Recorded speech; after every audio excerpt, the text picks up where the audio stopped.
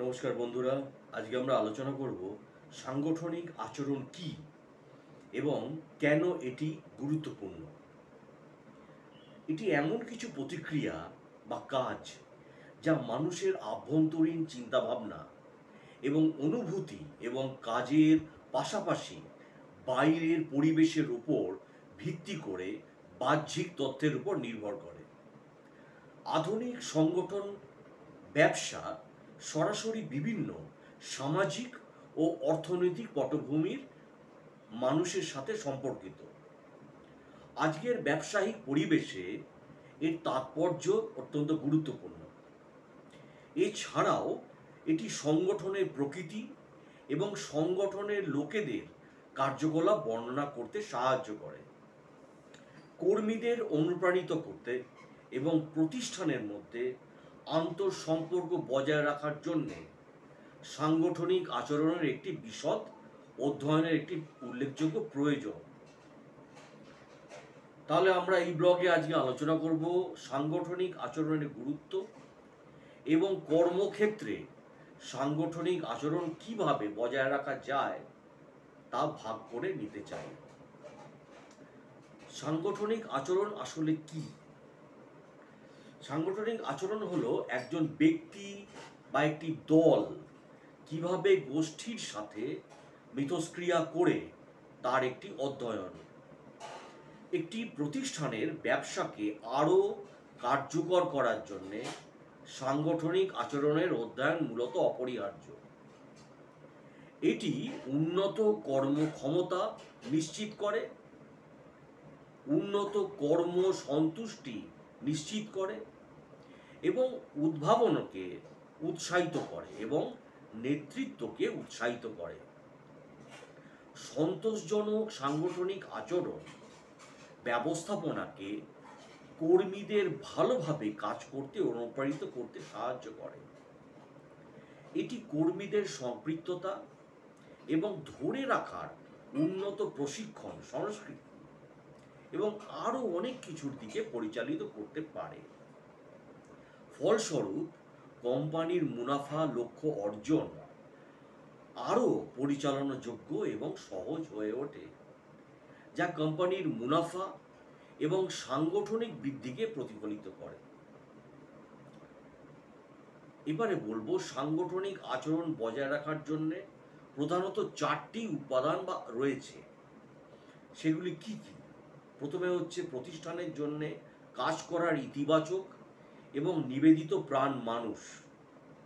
সংগঠনকে সংজ্ঞায়িত করে এমন একটি কৌশলগত কাঠামো হলো হায়ারার্কিক্যাল বা সমতল, প্রযুক্তি অথবা পদ্ধতিগত কাজের প্রক্রিয়া।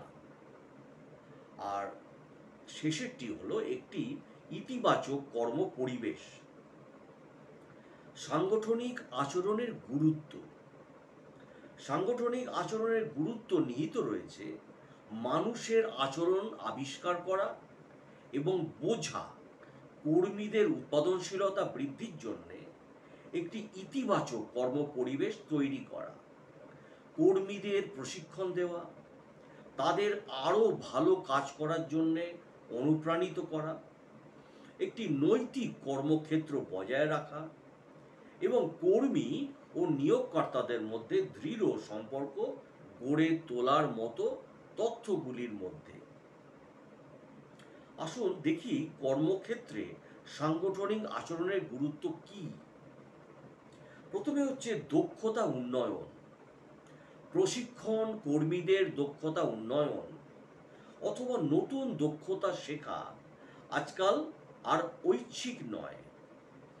এটি এমন একটি অপরিহার্য কাজ যা যে কোনো প্রতিষ্ঠানের প্রতিটি ব্যবস্থাপককে অবশ্যই পালন করতে হবে। তারা সাধারণত কর্মীদের জন্য বিভিন্ন কৌশল প্রণয়ন, প্রশিক্ষণের ব্যবস্থা এবং উন্নয়ন এবং বাস্তবায়নের জন্য দায়ী। দক্ষতা উন্নয়নকে সাংগঠনিক আচরণের গুরুত্ব হিসাবে অন্তর্ভুক্ত করা যেতে পারে, যা কর্মী এবং প্রতিষ্ঠানের মূল্যবোধের পর্যাপ্ত বিশ্লেষণের ইঙ্গিত দেয়। এটি সাংগঠনিক লক্ষ্য এবং উদ্দেশ্যগুলির সাথে সম্পৃক্ততা এবং অর্জনের দিকে কর্মীদের আচরণের দিকে পরিচালিত করে। সেকেন্ড পয়েন্ট বলবো, কর্মচারী প্রেরণা। প্রেরণা হলো এমন একটি অনুভূতি যা একজন ব্যক্তির মানসিক অবস্থা নির্ধারণ করে। এটি সাংগঠনিক আচরণের উপরও নির্ভর করে। প্রতিষ্ঠানটি কর্মীদের সাথে কেন বা কেমন আচরণ করছে, তাদের মধ্যে কি কোনো দ্বন্দ্ব আছে কি না, পারস্পরিক বোঝাপড়া বিরাজ করে। সঠিক সাংগঠনিক আচরণের মাধ্যমে নিয়োগকর্তারা সেগুলি তুলে ধরেন এবং সমাধান করেন। অধিকন্তু কর্মীদের অনুপ্রেরণা কোম্পানির লাভ এবং উৎপাদনশীলতার মূল উপাদান। এটি প্রতিষ্ঠানের জন্যে তাৎপর্যপূর্ণ, কারণ অনুপ্রাণিত কর্মীরা কর্মক্ষেত্রে কর্মক্ষমতা বৃদ্ধি এবং কাজের সন্তুষ্টি নিশ্চিত করে। কর্মক্ষেত্রের আচরণ কর্মীদের অনুপ্রেরণা এবং কর্মীদের এবং সংস্থার মধ্যে একটি ভারসাম্য সম্পর্কের মাধ্যমে বজায় থাকে। 3 নম্বর পয়েন্টে বলবো বর্ধিত উৎপাদনশীলতা। কর্মীদের মধ্যে একটি ভালো সম্পর্ক সহায়ক কর্ম পরিবেশ অথবা ইতিবাচক কর্মকৌশল এবং সংশ্লিষ্ট নীতি প্রতিষ্ঠানের চূড়ান্ত উৎপাদনশীলতার দিকে পরিচালিত করে। সঠিক সাংগঠনিক আচরণ সহ একটি মসৃণ যোগাযোগমূলক পরিবেশ উৎপাদনশীলতা এবং কোম্পানির মুনাফা বৃদ্ধির চাবিকাঠি হতে পারে। কোম্পানির মুনাফার সাথে বর্ধিত উৎপাদনশীলতাকে সহজেই সাংগঠনিক আচরণের গুরুত্ব হিসাবে নেওয়া যেতে পারে। উপরন্তু সাংগঠনিক আচরণের মাধ্যমে পরিচালকরা কর্মীদের সম্পৃক্ততা এবং উৎপাদনশীলতাকে প্রভাবিত করার কারণগুলি শনাক্ত করতে পারেন।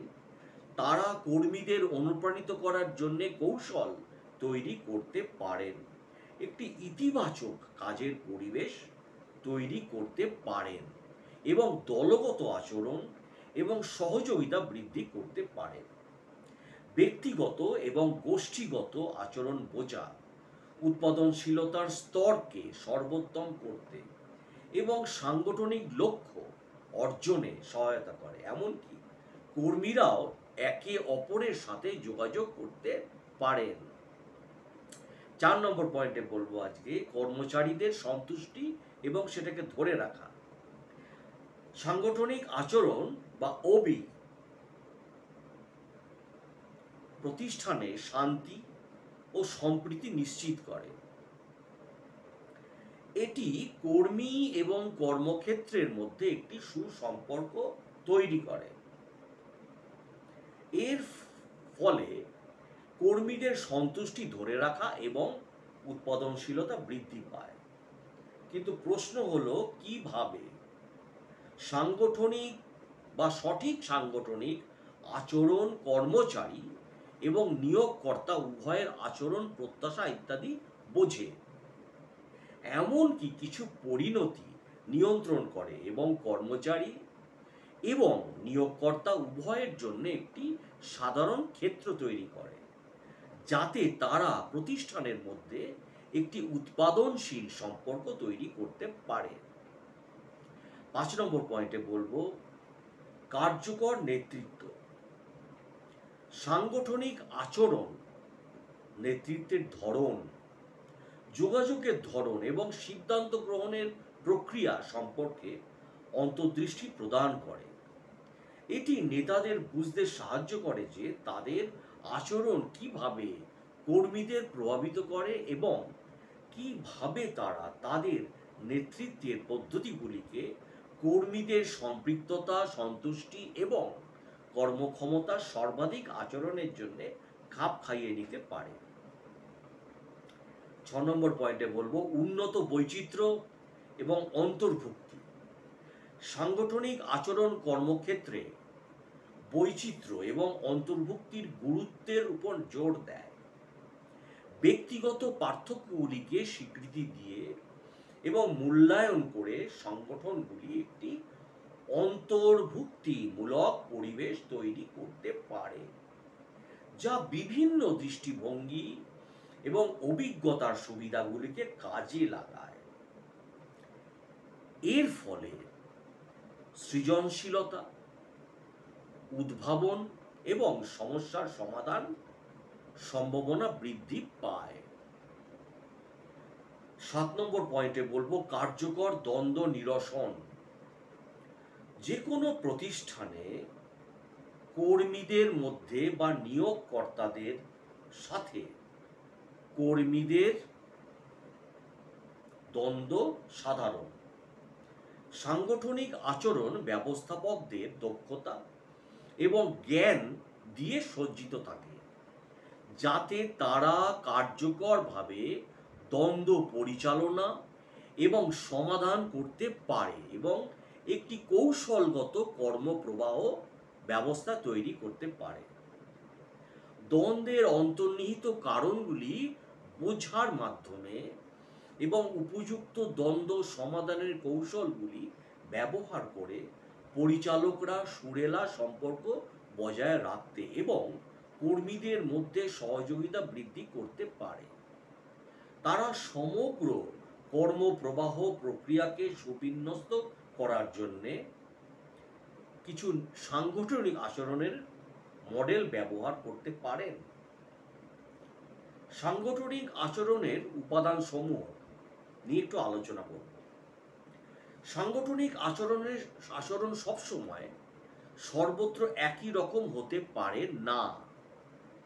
এটি নির্দিষ্ট কিছু উপাদানের উপর নির্ভর করে। আমরা প্রতিষ্ঠানের লোকজন, কর্মক্ষেত্রের কাঠামো, আপডেটেড প্রযুক্তি এবং একটি সুস্থ পরিবেশের উপর নির্ভর করে উপাদানগুলিকে পৃথক করেছি। প্রথমে মানুষ। কর্মী ছাড়া একটি প্রতিষ্ঠান অসম্পূর্ণ। তারা লক্ষ্য অর্জনের মাধ্যমে প্রতিষ্ঠানগুলিকে ব্যবসায়িক বৃদ্ধিতে সহায়তা করে। গুণমান সম্পন্ন কর্মীরা প্রতিষ্ঠানের অভ্যন্তরীণ এবং সামাজিক ব্যবস্থা গড়ে তোলেন, যা সরাসরি কোম্পানির উৎপাদনশীলতা এবং ভবিষ্যতের বৃদ্ধির সাথে সম্পর্কিত। কর্মীদের কার্যকলাপের মানের পাশাপাশি প্রতিষ্ঠানের অংশীদারদের এবং অন্যান্য গোষ্ঠীর ইতিবাচক আচরণ একটি ইতিবাচক এবং সহায়ক কর্মসংস্কৃতি বজায় রাখে। তাই লোকেদের পরিচালনা এবং তাদের সাথে ভালো আচরণ করা অপরিহার্য এবং বাধ্যতামূলক। ব্যবস্থাপনা অবশ্যই কর্মীদের প্রকৃতি বুঝতে হবে এবং তাদের এবং প্রতিষ্ঠানের মধ্যে আরও ভালো সম্পর্ক তৈরি করতে সহায়তা করতে হবে। মানুষের মধ্যে আরও ভালো বোঝাপড়া প্রতিষ্ঠানের আচরণকে উন্নত করে এবং অবশেষে উৎপাদনশীলতা উন্নত করে। এরপরে বলবো গঠন। কর্মক্ষেত্রে কর্মীদের আচরণের পাশাপাশি একটি প্রতিষ্ঠানের দ্বিতীয় অপরিহার্য উপাদান হলো কাঠামো। কাঠামো প্রতিষ্ঠানে কর্মরত কর্মীদের ভূমিকা, দায়িত্ব এবং সম্পর্ককে সংজ্ঞায়িত করে। এটি ব্যবস্থাপক, হিসাবরক্ষক, প্রশাসন, সাধারণ কর্মী এবং আরও অনেক কিছুর মতো অসংখ্য পদ এবং পদবি নিশ্চিত করে। সাংগঠনিক কাঠামো তাদেরকে একটি সিস্টেমের মধ্যে আবদ্ধ করে, যাতে তারা কাঠামোগতভাবে সংযুক্ত হতে পারে এবং সাংগঠনিক উন্নয়নে তাদের ভূমিকা পালন করতে পারে। অধিকন্তু একটি সাংগঠনিক বা সঠিক সাংগঠনিক কাঠামো কর্মীদের মধ্যে বিভ্রান্তি এড়ায় এবং যেখানে কাজ করার ক্ষেত্রে আরও দক্ষতার দিকে পরিচালিত করে। যখন কর্মীরা তাদের দক্ষতা অনুসারে কাজ পান এবং লক্ষ্য অর্জনের চেষ্টা করে আরও ভালো সুযোগ অর্জন করেন, তখন নিয়োগকর্তা কর্মচারী সম্পর্ক নিজেই বিকশিত হবে এবং কোম্পানির উৎপাদনশীলতার দিকে পরিচালিত করবে। এরপরে বলবো প্রযুক্তি। আধুনিক যুগে সাংগঠনিক আচরণের অন্যতম গুরুত্বপূর্ণ উপাদান হলো প্রযুক্তি উদ্ভাবন এবং আরও বাস্তবায়ন। এইচআর ম্যানেজমেন্ট সফটওয়্যারের মতো প্রযুক্তি কর্মীদের তাদের প্রয়োজনীয় সম্পদ এবং সরঞ্জাম দিয়ে তাদের কার্যকলাপে উন্নতি আনতে, তাদেরকে জ্ঞান বৃদ্ধি করতে এবং আরও অনেক কিছু করতে সহায়তা করে। এটি কেবল কর্মীদের টার্নওভার হার কমাতে সাহায্য করে না, বরং কর্মীদের কোম্পানির বৃদ্ধি এবং উৎপাদনশীলতাও বৃদ্ধি করে। প্রযুক্তি কেবল সরঞ্জাম, মেশিন এবং অন্যান্য সম্পদ সরবরাহ করে না, এটি সহজেই কাজ সম্পন্ন করার বিভিন্ন পদ্ধতি নিশ্চিত করে। তাছাড়া এটি কাজের মান বজায় রাখতে এবং উৎপাদন খরচ কমাতে গুরুত্বপূর্ণ ভূমিকা পালন করে। পরিশেষে আজকের আধুনিক বিশ্বে আমরা খালি হাতে কোনো কাজ সম্পন্ন করতে পারি না।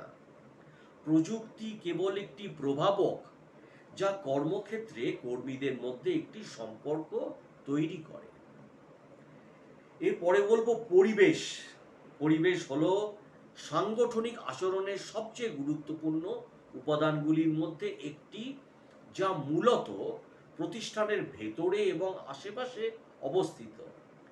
এই কারণগুলি কর্মীদের উপর প্রভাব ফেলে, কারণ তার মধ্যে রয়েছে সামাজিক, সাংস্কৃতিক, অর্থনৈতিক, প্রযুক্তিগত, রাজনৈতিক এবং আইনি কারণ। একটি ইতিবাচক পরিবেশ কর্মীদের মনোভাবকে প্রভাবিত করে এবং কর্মীকে বিচ্ছিন্নভাবে একটি প্রতিষ্ঠানে আরও ভালোভাবে জড়িত হতে এবং কাজের পরিবেশ তৈরি করতে অনুপ্রাণিত করে। সাংগঠনিক আচরণের কয়েকটা মডেল আছে, যেমন 5টা মডেল আজকে আলোচনা করব এখানে আমি। সাংগঠনিক আচরণ হলো সাংগঠনিক আচরণ বোঝার এবং ব্যাখ্যা করার জন্য বিভিন্ন মডেল এবং কাঠামো তৈরি করা হয়। তো 5টা মডেল আমি এখানে আলোচনা করব। প্রথম মডেল হলো স্বৈরাচারী মডেল। স্বৈরাচারীর অর্থ হলো অনুমোদন। সাংগঠনিক আচরণের স্বৈরাচারী মডেল একটি প্রতিষ্ঠানের কর্তৃপক্ষের দ্বারা একটি কেন্দ্রীভূত সিদ্ধান্ত গ্রহণ প্রক্রিয়া সহ একটি শ্রেণীবদ্ধ কাঠামো নিশ্চিত করে।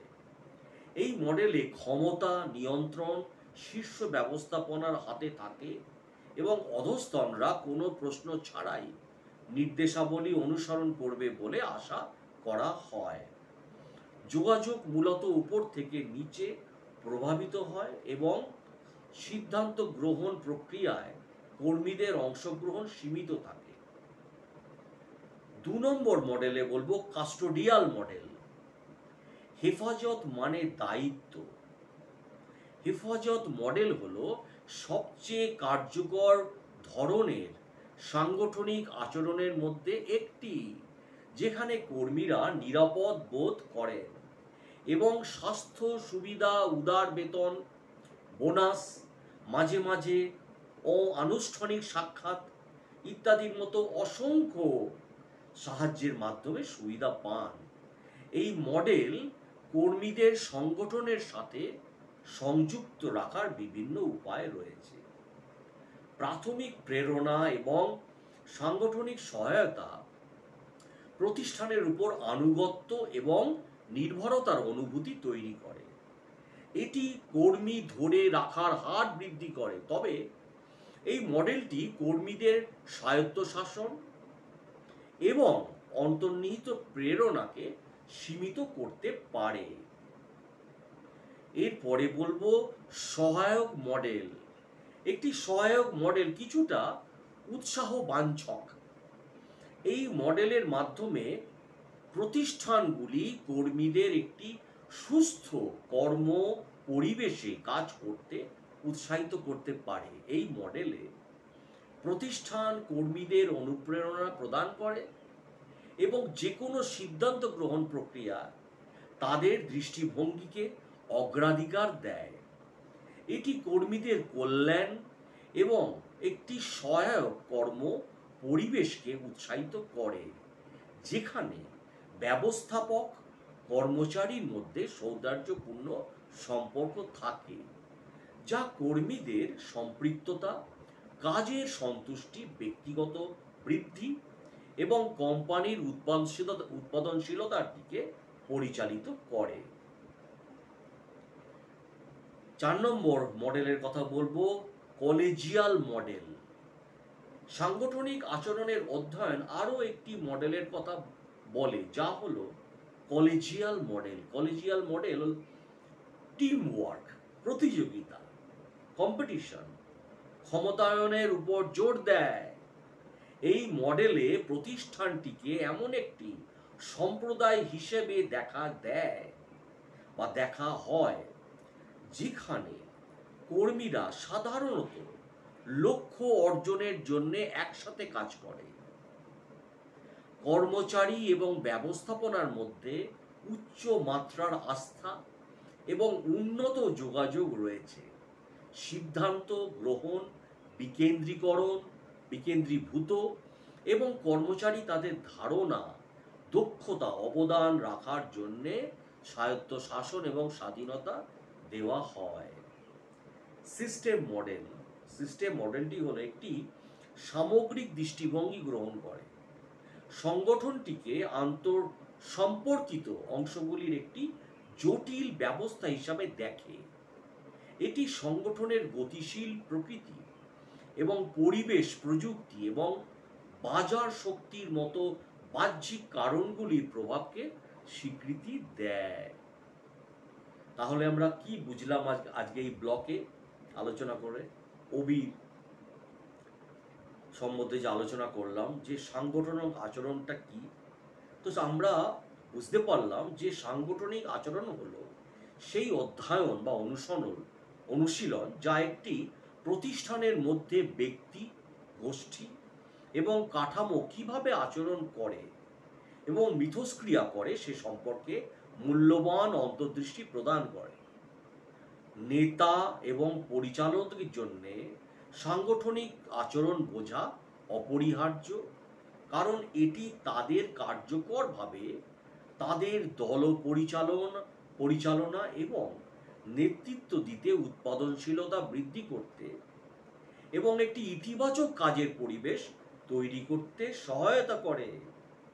সাংগঠনিক আচরণ অধ্যয়নের মাধ্যমে প্রতিষ্ঠানগুলি কর্মীদের সন্তুষ্টি এবং ধরে রাখার উন্নতি করতে পারে, দ্বন্দ্ব সমাধান করতে পারে, পরিবর্তনের সাথে মানিয়ে নিতে পারে, বৈচিত্র্য এবং অন্তর্ভুক্তি প্রচার করতে পারে, অবগত সিদ্ধান্ত নিতে পারে এবং কার্যকর যোগাযোগ গড়ে তুলতে পারে।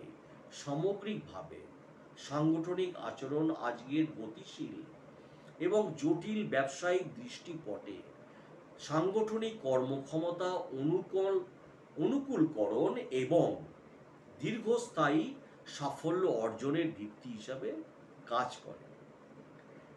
ভিডিওটা আমরা এখানেই শেষ করছি।